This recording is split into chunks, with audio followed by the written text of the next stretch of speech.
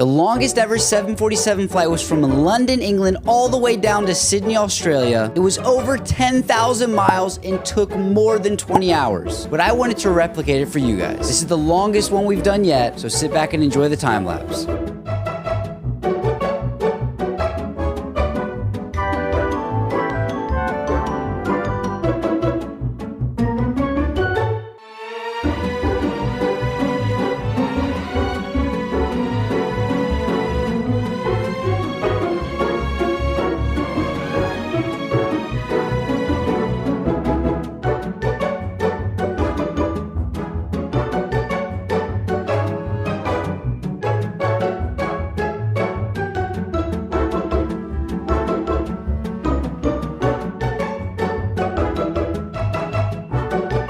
And here we are 20 hours later in beautiful Sydney, Australia. Follow for more.